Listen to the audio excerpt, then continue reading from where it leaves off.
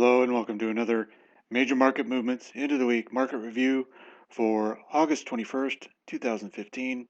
I'm Quad G, and in this video we're covering the peripheral markets, the FX markets, the equity markets, the bond markets, and some commodity markets. We're starting off here with the US dollar. This market is really well suited for Elliott wave counting.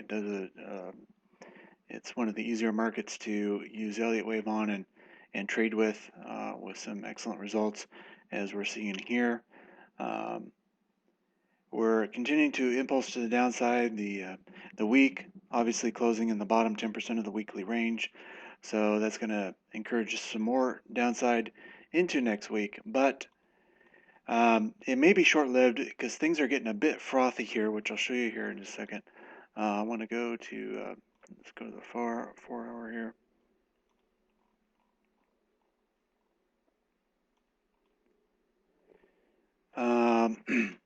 So we're breaking down here. This could be a wave 1, a wave 2, a sub wave 1. We could see a sub wave 2 bounce up here fairly soon, and then a 3 of 3 to the downside coming thereafter. There's some other ways to count this too, which we'll go into in just a moment. The QD3 here is in a bearish alignment to the downside. However, you can't quite see it here, but the 3 EMA closes. I can pull up this window. And you can see that the 3 EMA there is at 95.50, and the lower Bollinger Band is at 95.51. So it's just a tick below the lower Bollinger Band. That is starting to get into very oversold territory. It doesn't mean that we can't see maybe one more day or 2 more days to the downside, but the downside is becoming more and more limited the further we go down here. So I'll be looking to see this move in soon and then bounce back up into at least a corrective wave 2, but I don't expect it to be anything more than that. And let's take a look at the euro. Oh wait, hold on. Let's cancel that. I want to take a look at the EWO first. EWO, nothing to see there. The RSI, we're down here into oversold territory now, hitting the 30 level. The last few times that we've hit that level, as you can see back here, we started hitting the 30. We started getting some bounce up as the downside started to subside. So we may be starting to see that kind of action here going forward with some bounces along the way, but we may trail a little bit lower. And certainly sub 30 is possible as well. Also, I want to look at RSI on the weekly real quick. So on the weekly here, we're still in kind of neutral territory between the 40 and 60 level. You can see it's the previous weeks. In previous weeks where we've seen a correction, it wasn't able to just barely get below the 40, maybe 38, before it popped back up again. So that'll be a key level of support. If that breaks on a weekly basis, wow, we've got a major correction going on, which is what I'm anticipating. We'll have to wait and see though how far this downside is going to stretch. On the let's see, on the MACD weekly, it's still open to the downside, and the daily is the same, wide open to the downside. So US dollar is certainly in bearish territory, though next week we could see a small bounce to the upside as a subwave 2. Let's see, let's take a look at the euro here.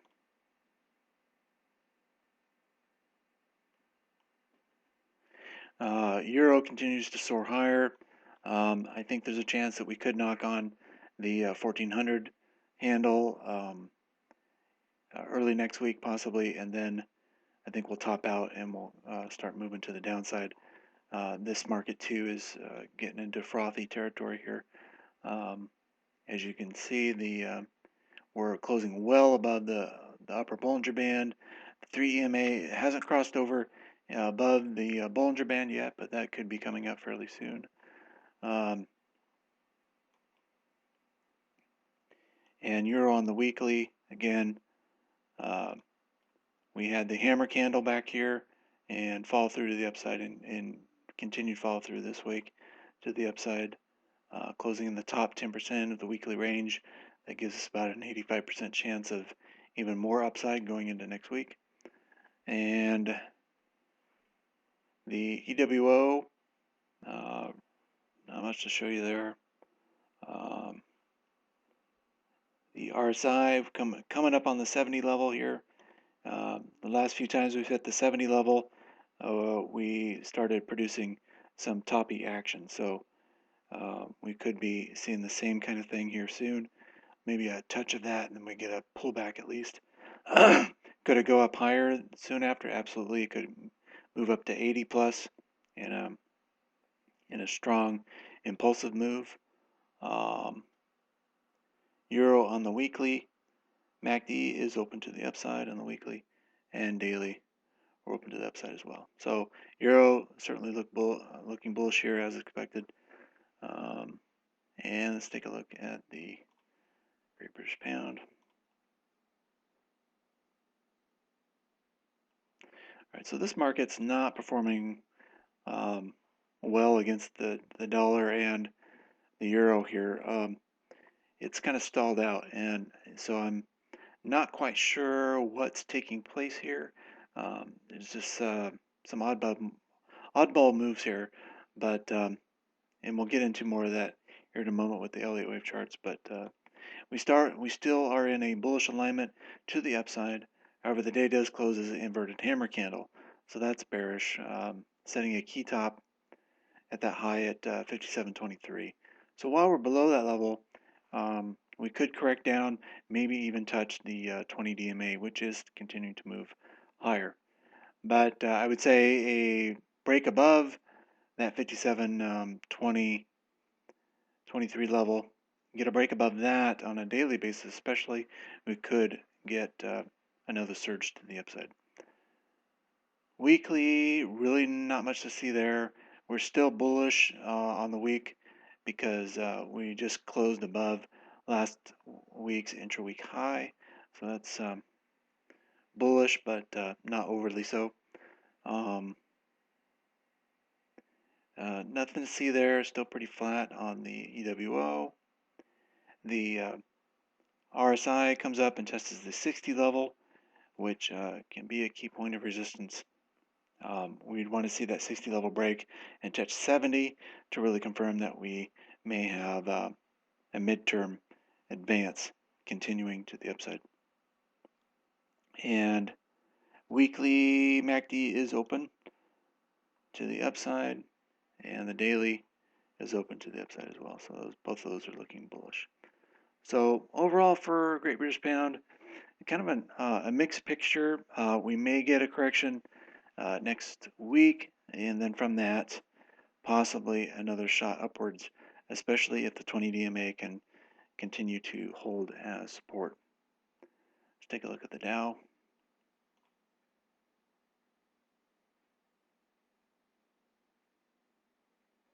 All right, so the Dow had its capitulation plunge to the downside today, and we come down here to test this trend line here. We may or may not get a bounce off of it next week. Let me zoom in here.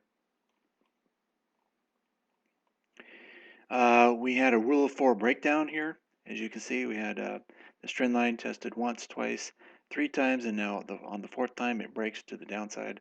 They didn't provide a very good low-risk opportunity since your stops would have had to been way up here in 17,300, 350 or so.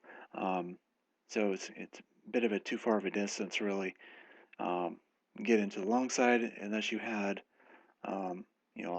pretty good risk tolerance. So we just have to let it go. But however, take note, this is a breakdown level right there at about 17.37. It's possible that a bounce could come up and backtest that breakdown point right there. or even a little bit higher, possibly going moving up to 17.350 as well. So we'll see if the market affords us another shot at the short side if we get a nice bounce up. And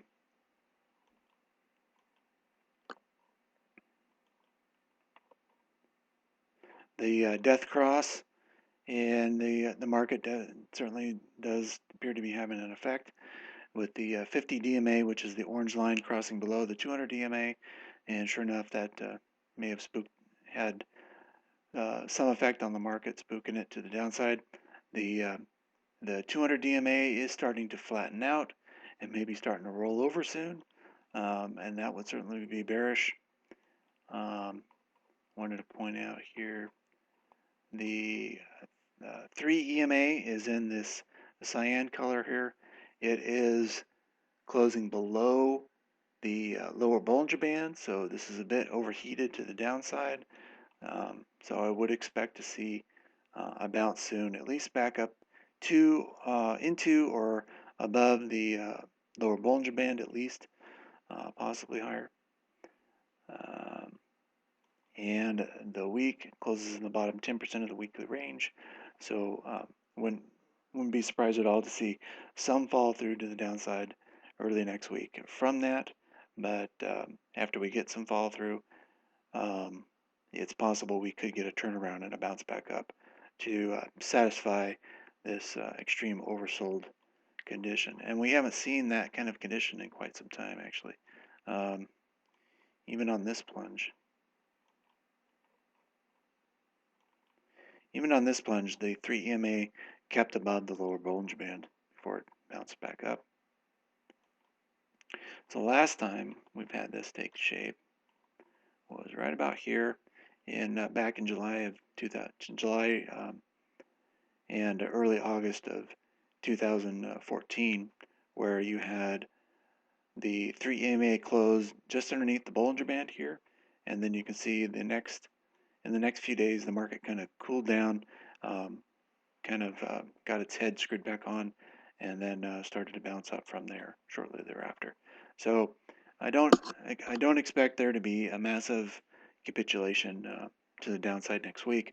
I do think the market will cool off to the downside, and we may even start a small recovery. All right, let's take a picture of crude here.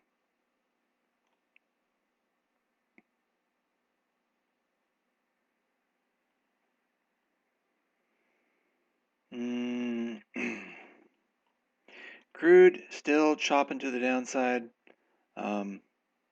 still building up some positive divergence. However, no real sign of a turnaround just yet, neither on the daily or weekly counts. We did dip below 40. First time we've done that in quite a long time. And this might be this is another major weekly close. We haven't seen this low as a weekly close since about 2009, late 2008. So we're in record territory to the downside. On the daily, the EWO continues to see a positive divergence build up. As we see lower lows in the price, we're seeing higher lows in the oscillator. And on the weekly RSI, we still have lots of room for potential positive divergence there on the weekly. Let's take a look at the daily. The daily also maintaining a positive divergence, even though we're getting lower lows in the price. The MACD on the daily is closed out at neutral, even though we're getting lower lows in the price, so that's a positive divergence also. And weekly, we're still open to the downside on the weekly.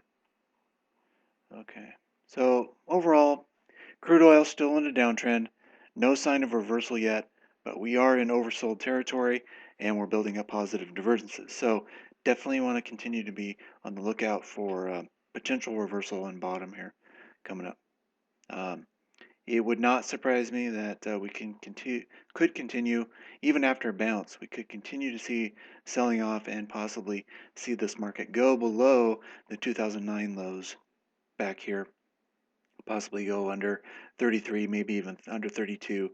But the $30 level, that's going to be long-term key support. I don't think you're going to see it go much below that before you see a major turnaround. Okay, let's go to the Elliott wave charts here. Start off with the FX charts. Take a look at the dollar.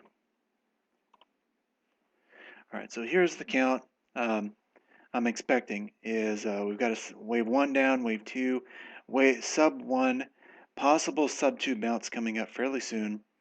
And then from there, wave 3 of 3 to the downside. Wave 3 of 3 of 3 to the downside, because this would be a blue 3 also. So possibly a major sell-off to come.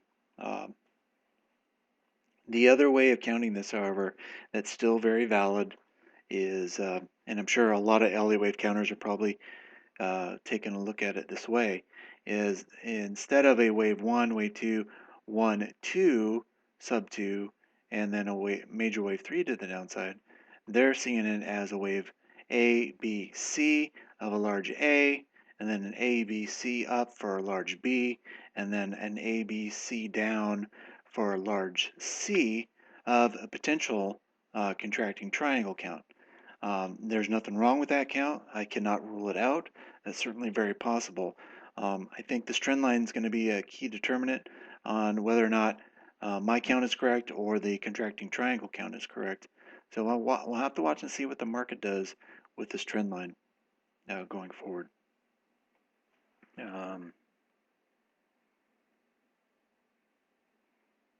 Let's take a look at, oh, I should also point out on this count, if the price goes below 93.13, then the contracting triangle count is busted. You can no longer count it that way. So it's one limiting factor for that particular count. And for my count, the limiting factor is this last swing high at 97.07. If we get a bounce up, if we only go down a little bit further and then we bounce right back up and take out this last swing high at 97.07, then that's going to lend credence to the possibility of a continued contracted triangle count to the sideways, and it would most likely last a good while longer, as you would only have A, B, C. We get a D wave bounce, later on an E wave to the downside, and then maybe one more thrust up higher later on into 2016. That's certainly a possibility. So, all gonna, excuse me there, it's all gonna depend on what the market does right around in the spot here, right around 94, mid 94 to lower 94, I think. Okay. Here's a euro. This is showed you this before. 17-month cycle, peak to peak. 17-month cycles from peak to peak. We had one miss here, and then we had another peak, and then we've had this drop, and now it looks like instead of a peak, we've converted here from peak to possibly trough, bottom here, and maybe we'll get a 17-month advance to the upside, possibly.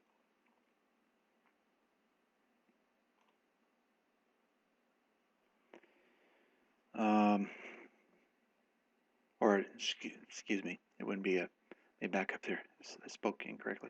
This was a peak-to-peak cycle, so it could be a bottom-to-bottom cycle. So the next, we could get a run-up, maybe mid-cycle, and then right back down into the next iteration, which could be another 17-month low later on, somewhere in looks like early 2017. All right. So here's the euro. Zoomed in a little bit more. We got a potential major bottom here still, with a wave 1, wave 2, wave sub 1, sub 2, and maybe a 3 a big wave 3 to the upside to come. That's certainly a possibility. The other count that I would consider is this is just some kind of complex corrective move with a ABC for a W, ABC down for an X, and now we're working on a possible Y to the upside, and that too could come up to test the 38.2% Fibo there at about the 1800 handle, coming up fairly shortly. Also, there's this manic gap to the downside. Actually, two manic moves to the downside that never got back tested.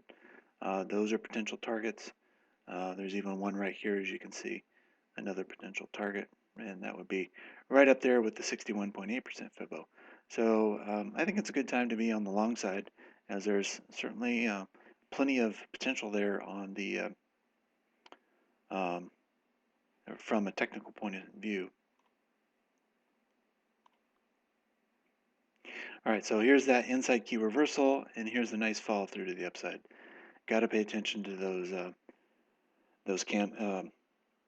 those bottoming candles, as they are oftentimes really excellent indicators of major market movements like we got here. We did break out above this trend line here, the purple line, at about 1262. It's possible we could come back down maybe next week, starting next week, come down and backtest that trend line before advancing higher yet again.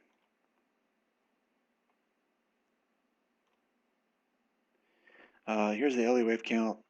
We've got contracted tri. It looks like we're breaking out above that triangle. That's my anticipation.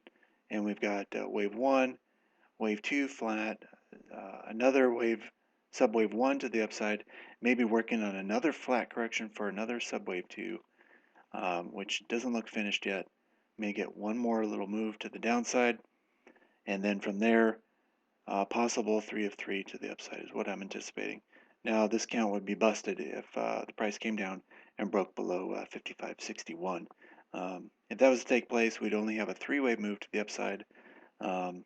Something would be off there. It'd be best to get out and see what the market's going to give us from that point forward.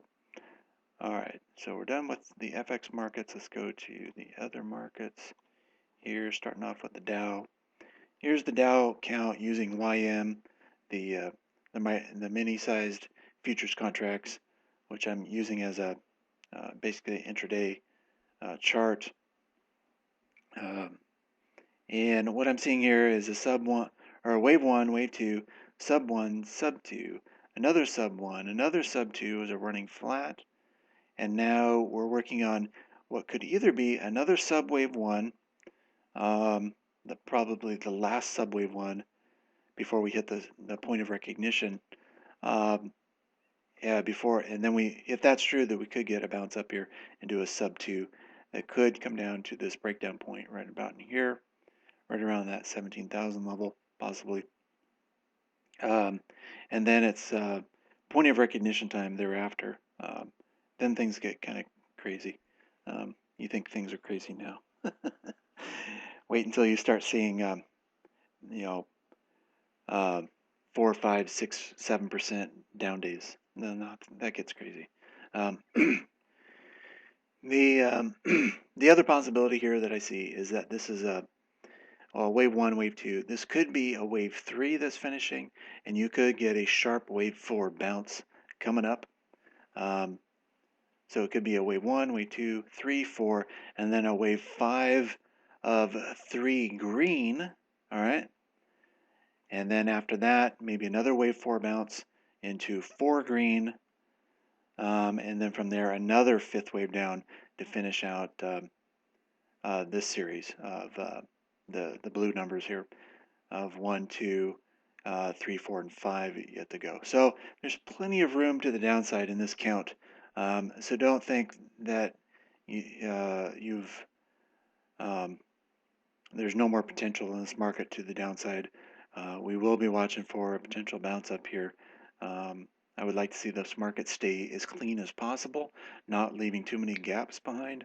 That makes it a little bit more stable, and stability produces big runs. Gappy manic behavior can create unexpected reversals and a difficult market to trade.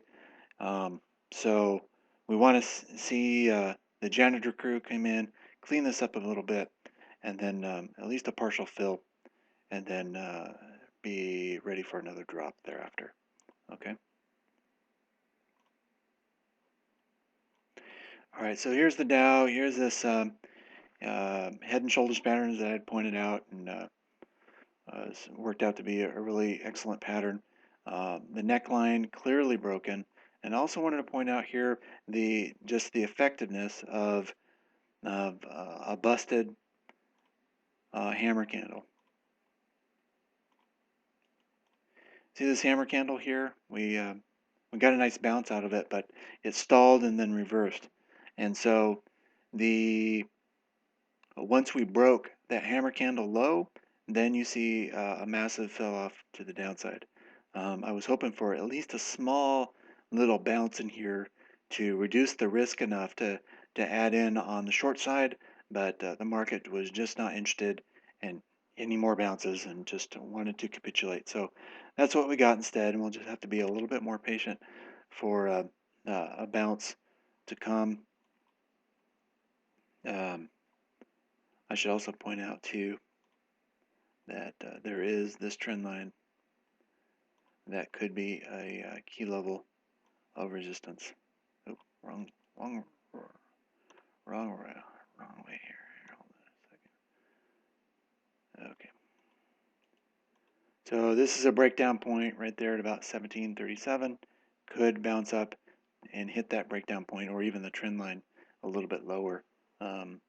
Somewhere in this zone could be another key point of resistance before another sell-off. Here's the Dow long-term count, and this count is certainly very viable. There are other counts out there that I know of that are suggesting a massive move to the downside, and I'm all fine with that. I'm just suggesting another alternative, one you may not have seen from other Elliott wave counters, is that this could be just a sharp wave 4 correction to the downside. It could be potentially very sizable, maybe a 20% correction. So we got plenty of more of a move to the downside. But once it's finished, we could see the Fed come off the hinges. Maybe they just come out and enough of this buying of bonds. We're just going to buy up the market outright, or we're just going to buy up Christmas presents for everybody and dish them out in December. Who knows? Buy everybody a new car. Uh, who knows what they'll do? But they have basically painted themselves into a corner where they alone could be the last buyer of resort for whatever market you want to consider needing to be propped up. So um, whatever they've been doing, it hasn't been paying off as much as they would like. We are definitely entering a period of diminished returns. You may have heard of the law of diminishing returns, where the more and more effort you put into something, the less and less return you get from it. And that's certainly true for what the Fed's been doing over the last few years. They've been piling on trillions of dollars onto their balance sheets. But it really hasn't produced the effect in the economy and even in the market for that matter that I think they were expecting. So um, I think at some point they're going to go, uh-oh, something's wrong. But the Fed, the absolute worst nightmare for the Fed is not inflation. Inflation is the least of their fears.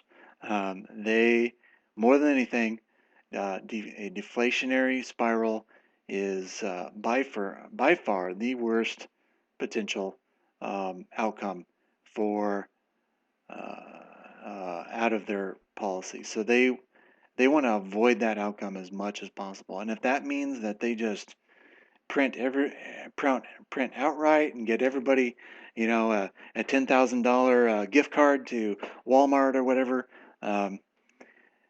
that's what they'll do because they don't The worst thing to happen is to have a deflationary cycle where you have millions upon millions of people out of work, and you have a federal government that doesn't have the ability to sustain that kind of dependency. So, which is already over debt by uh, leaps and bounds. So, um, as I see it, they're going to do something. I'm pretty sure they're going to try something. It would be hard to imagine them not trying something and just letting this market fall into deflation. Because that scenario is, believe it or not, um, infinitely worse, far more destructive in the near term, not over the long term, but over the near term. Over the next decade, a deflationary cycle would be really difficult. It would be hard. But in my mind, personally, it's what needs to happen. It's what's been pushed off for far too long, really since about the year 2000. Or even before that, we've just been kicking the can down the road. And at some point, you're gonna have to. The market's going to get the price that it wants, um, and all of this maneuvering is going to come undone. Um, and the longer you put it off, the more difficult and more prolonged the deflationary cycle is going to be, in my mind. But it's necessary. It needs to happen. It's just like good medicine. Sometimes, um, like chemotherapy. You go into the hospital with cancer, and they give you chemotherapy, and the chemotherapy, I mean, you'd almost rather die than take the chemotherapy for as hard as it is to take that god awful medicine. But it's one of the things that can cure you of the bigger disease. And so, for the most part, the Fed has been trying not to take its medicine and allowing this market just to correct. Let it go. Let price discovery happen, and let um, let um, capitalism work in its natural form, um, and let it do its job to find where the major lows are, and then rebuild from there. But I just with the Keynesian theory so firmly embedded in the minds of the Federal Reserve, and other central banks, um, the Keynesian experiment is more or less going to go out with a major explosion of possibly a major inflationary burst first, and then a major deflationary bust thereafter. We'll see how it unfolds, but um, best to be prepared, folks. This is uncertain times, and I wish you all the best. Okay, we're going to carry on. Enough of my rantings. Okay, here's the VIX, and one thing you want to pay attention to in the VIX is when the market starts making higher highs. And we certainly see in the VIX here, sprint to the upside, making a higher high over the last swing high. So this tells you that over the last few months, basically from October of 2014, really it's almost been a year, we are breaking out. We're making a new move to the upside. This is something brand new. It doesn't mean that we won't get another pullback. I certainly would expect some kind of pullback here soon, because this is a lot of money that people are going to want to take off the table for profit. Um, and when they do, it'll come back. It may even plunge really far again. But the key point is, now with this higher high above this last swing high, this is a nice, good, solid base. Okay, so whatever pullback we get, we're going to be comparing it to this base here and using it as a backstop for another entry. Okay, but we're going to have to be patient for that to happen. It may take a bit longer.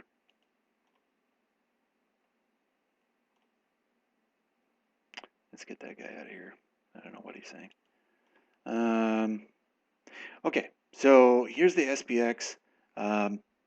We had this ending diagonal pattern played out pretty well. The resulting move, however, was very choppy. This was very stealthy, almost triple top here that was just difficult to manage. It wasn't very clean, but I did snip out some bearishness, so we went with it initially, um, and now we're getting the drop off here.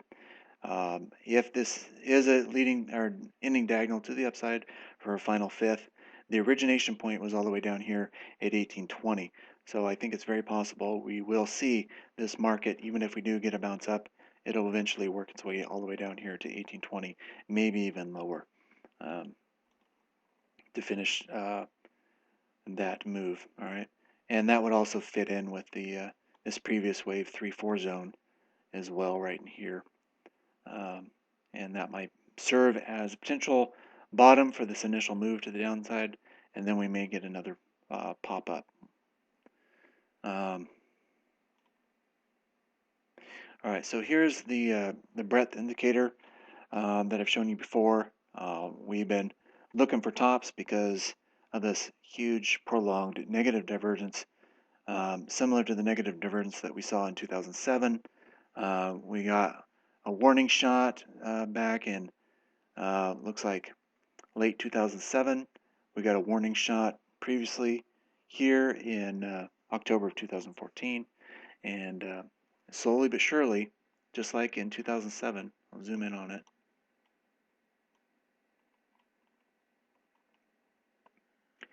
This brown line here, this brown line is the 52-week average of the high-low. It's the this is a combination. The blue line is a combination of new 52-week highs minus new 52-week lows. And anytime that you're below the zero line on this indicator, you're producing more 52-week lows than you are producing 52-week highs.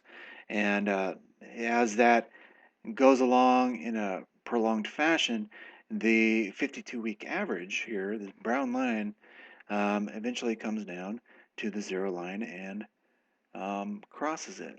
And similar to 2007, you can see that the brown line crossed below it, and then right after the warning shot, it crossed below it.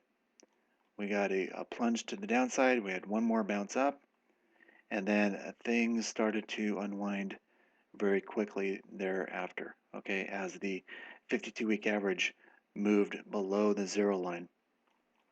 All right, let's fast forward to what's happening today. All right, we are now very, very close to seeing that brown line is currently at about the 21 level. So just a few points above the zero line. We're getting very close. We're basically getting another warning shot here, a second warning shot. And just before that line comes down to hits the zero line, maybe even ducks underneath it. And that to me will be the indication that we have sealed in another major top, and another major slide to the downside is just ahead, possibly in 2016. We'll see. We might have to wait that long until we see that massive of a slide. It could come sooner, but with the brown line above the 52-week or above the zero line, zero space there, it's not altogether certain yet. Okay, what did I have this for? I think that was just not very good. Okay, here's the SPX 500 head and shoulders pattern neckline. We broke through it this week. I think this is we already got a wave 1, wave 2. I think this is a sub 1. We might get a sub 2 bounce coming up. It could back test the neckline, and then from that point, another capitulation to the downside there. BKX, its move is complete. Long-term count all the way back here to 2009. We've got the ABC, looks just beautiful, fully complete, fully formed to the upside ready for a massive descent into wave C, which could move all the way down here to below the extent of wave A. There at 1772. We're currently up here at 72.99. So lots of downside potential.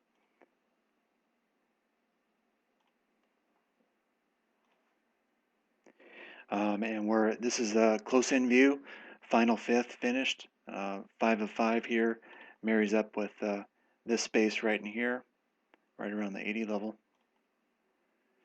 All right, and so we've got wave 1, sub 2, or wave 1, wave 2, sub 1, sub 2, capitulation into what I think is going to be a sub 1, and we could see a bounce up into here into sub 2 fairly soon. Maybe backtest this breakdown point right there at about 74.92. It may only go up that far. Maybe fill in this gap a little bit, somewhere in here. Finish off wave 2, and then things get really excited to the downside. You think things are excited now. Oh, there's lots of potential for excitement, folks. I hope you're ready for it. All right. Shemitah cycle. Some of you have heard this, me talk about this before. I want to go over it again. Go ahead and fast forward if you've heard enough of this or you don't believe in this kind of hokum. But I think it matters. It certainly has shown in the past to create some interesting moments in the market and even in world history. Actually, I need to go first and foremost. Let's go to this slide here. Okay, here's the Shemitah cycles that if you want to know what the Shemitah is, I just suggest you Google it. I'm not going to spend a bunch of time going over it again. You'll get tons of information, more than you would care for. But the Shemitah cycle is an old biblical cycle, 7-year cycle that's really been in existence for thousands of years, and those cycles begin and end on what's called the Feast of Trumpets. And so this, for example, September 30th was Feast of Trumpets in 2000, began the Shemitah year, and then September 18th, 2001 was the last trumpet in Feast of Trumpets for the cycle, to close out the cycle. And you can see that on September 30th, that's just mark that in your brain for a moment. I'm going to show you something based off of that. That was basically the beginning of the end of the dot-com boom.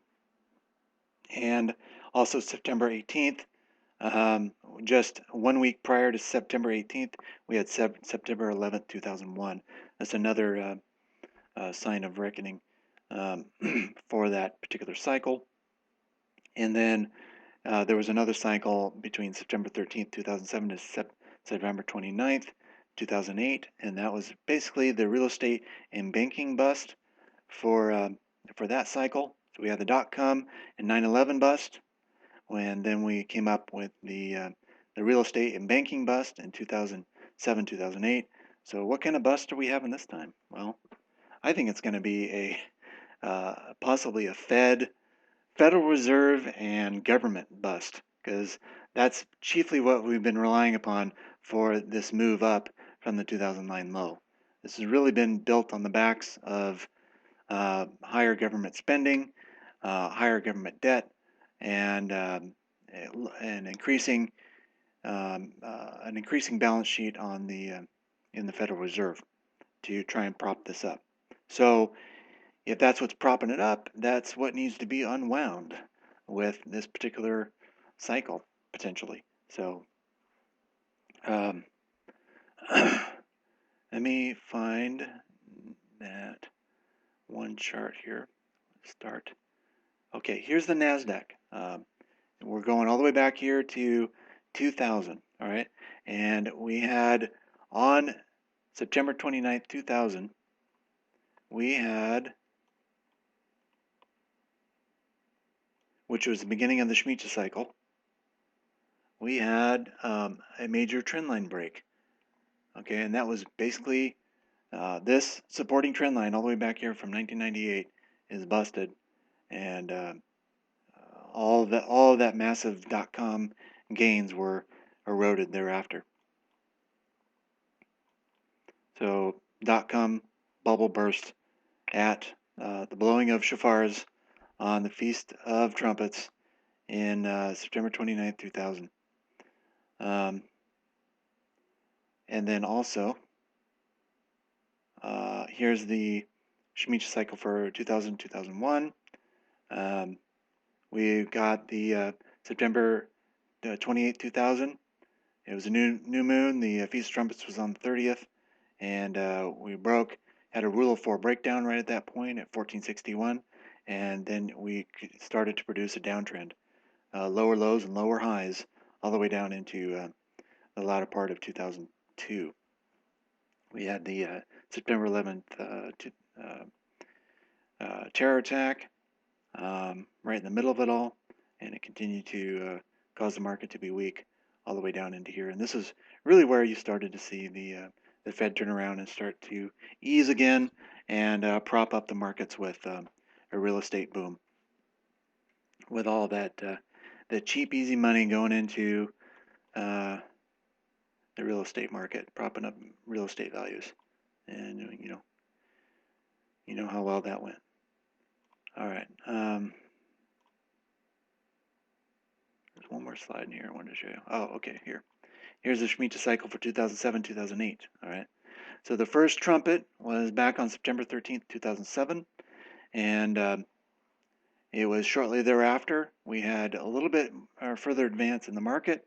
It topped out about a month later, and then it started to slide. And by the time you got to the second trumpet on the 29th of 2008, we'll zoom in on it.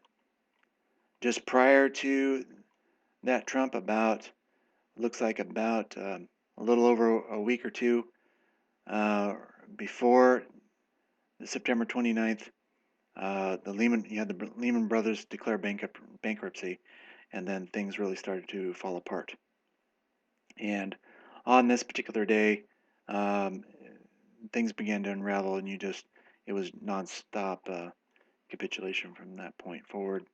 That you had your point of recognition right about here in Elliott wave terms, and it just continued to slide after that until you found the bottom at 666 on March 2009, and then the Fed took charge and ran this sucker up. Right. So here we are. The next Trump comes September 13th, 2015. Is that going to be an ominous sign of a collapse in the stock market? Well, I think there's a pretty good chance of it. I'm going to let you determine that for yourself, of course. We're going to continue to play this market day by day and not take anything for granted. But it looks like something could be brewing right here in the middle of next month. So we'll watch and see. All right. Here is the 10-year note. Did not move along as expected. I was thinking we had a three-wave move into a wave 2 here, and the market came up and blew through the top of the origination point of a wave 1 down, suspected wave 1 down. So this count is busted. I'm not quite sure where the note's heading off to right now. I can tell you that for certainty that this point right here in the market, 127.4 and 430 seconds, is a key level of support. Break that, and yeah, we could finally start to unravel this thing. But right now, it's just being ornery. Doesn't want to go down. It's still having sympathetic feelings towards the stock market and its problems. So it's been moving up, even though the dollar has been collapsing. So this isn't really smart money. Whoever's buying this, you're not very smart, because whatever move you're getting to the upside in value is being eroded by the fact that this dollar-denominated asset is being eroded by the dollar itself as it loses value. So really, whoever's buying this, you're just spinning your wheels. But whatever, you can't convince them of that. Um, uh, I wanted to look at this I wanted to know, I didn't check the weekly close on this. Zoom in on it real quick.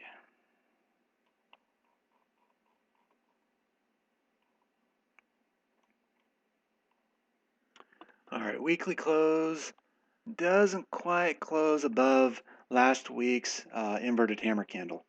So doesn't quite trip that for a potential move to the upside.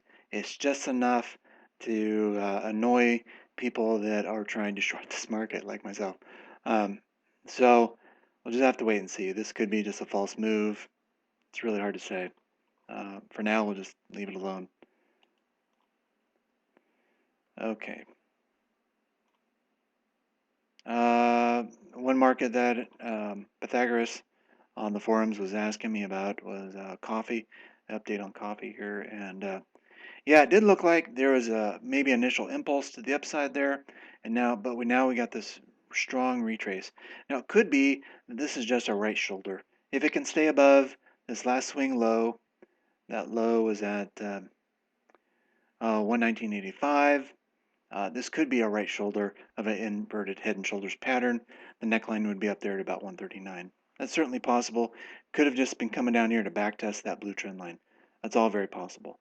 But at this point in time, we're closing the week in the bottom 10% of the weekly range. So it's kind of dicey. I wouldn't be getting long here yet. I'd want to see some kind of proof of a turnaround before doing anything with that particular formation. There's also this external retrace of 1.618 that lands right there at 116. That's another potential target to fill up this manic move that took shape back in January of 2014. So, and the last major low in this market was in November. So there's still plenty of, I think the seasonal low in this market is in October, is a typical seasonal low. I think it's August, there's a bounce into September, and then another lower low in the seasonals in October. So, so maybe October, November-ish might be a better time to be getting long in this market. Then you'll at least have the seasonal wins behind your back for a long side move.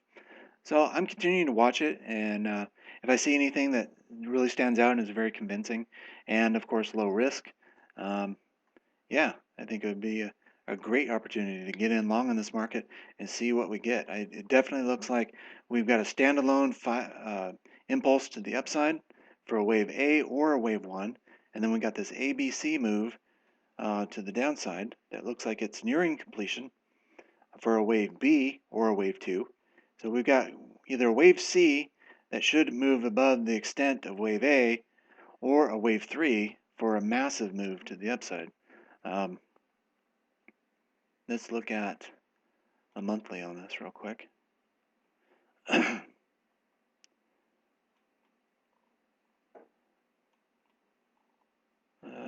How much data are you going to give me here? It goes back to 1973. That's pretty good. But you can basically see over the last several decades, we've kind of been chopping sideways in through this basically 300 level all the way down here to the 40, 50 level, okay, over the decades. So if I zoom in here, it's very possible that we got a cup and handle pattern developing with, this is a big long cup right here, all right, and this may be a handle that's taking shape before a a major run to the upside. That's a possibility. The other count that I see is if we're going to continue to remain range bound, this could be a major wave A. We're still working on major wave B to the upside, and then after that, another major C to the downside, maybe coming all the way down here to the 40-50 range. That's another possibility. But in the near term, I think it's a good choice to be watching for bottoming action, and then try to take advantage of it if it gives us a low risk opportunity. Okay. So that's it. Wow, it's almost an hour. Sorry about that. I hope you enjoyed the video. Of course, I appreciate any comments or feedbacks that you give me. That would be much appreciated. So, y'all have a great weekend, and we talk to you later. Adios.